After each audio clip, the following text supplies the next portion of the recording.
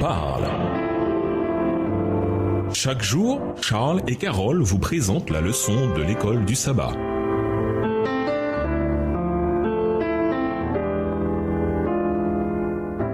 Bienvenue dans votre émission Dieu nous parle. Nous voilà au lundi 8 février, planter et récolter.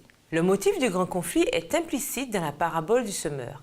La liste des 4 types de réponses au message de l'Évangile indique qu'il n'y a pas que des bons et des méchants dans le monde. La vie est plus compliquée que cela, alors nous devons faire attention à la manière dont nous traitons ceux qui ne semblent pas réagir à l'Évangile comme nous pensons qu'ils le devraient.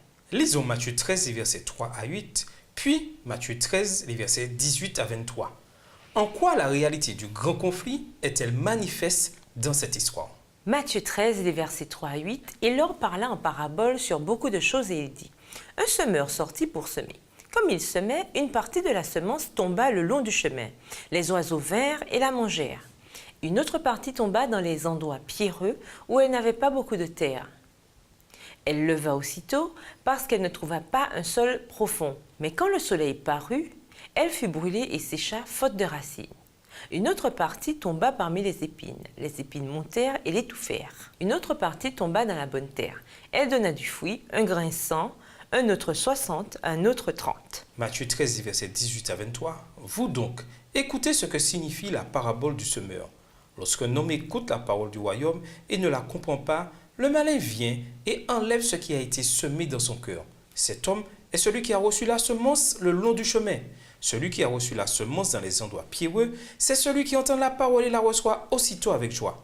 Mais il n'a pas de racine en lui-même, il manque de persistance, et dès que survient une tribulation ou une persécution à cause de la parole, il y trouve une occasion de chute.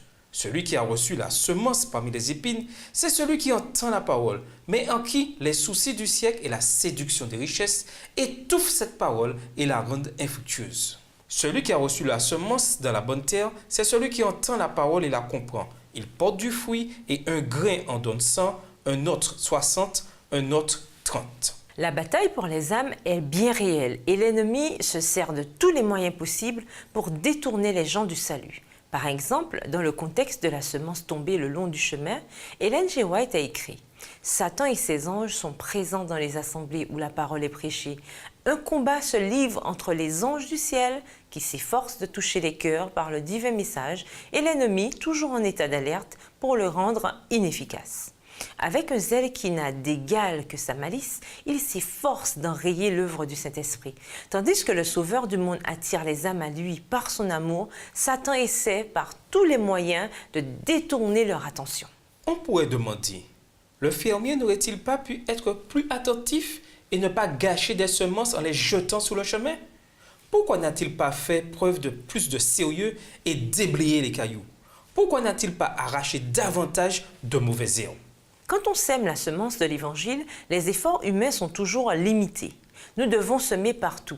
Nous ne sommes pas juges de ce qui constitue un bon ou un mauvais sol. L'apparence des mauvaises herbes indique simplement que nous sommes incapables d'empêcher le mal de surgir dans les endroits où nous nous y attendons le moins. C'est le maître de la moisson qui travaille en coulisses, qui s'assure que tous ceux qui peuvent être sauvés le soient. Nous faisons notre travail et nous devons apprendre à lui faire confiance dans le sien. De quelle manière voyons-nous la réalité de cette parabole? Pourquoi voyons-nous parfois des gens fraîchement baptisés repartir? Ou d'autres qui simplement ne montrent pas un grand intérêt? Ou d'autres encore qui s'enracinent dans la foi? Et nous vous laissons avec la question du jour. Quel fardeau vous empêche de faire l'expérience du vrai repos? Au revoir. Et à demain si Dieu veut. Dieu nous parle. Chaque jour, Charles et Carole vous présentent la leçon de l'école du sabbat.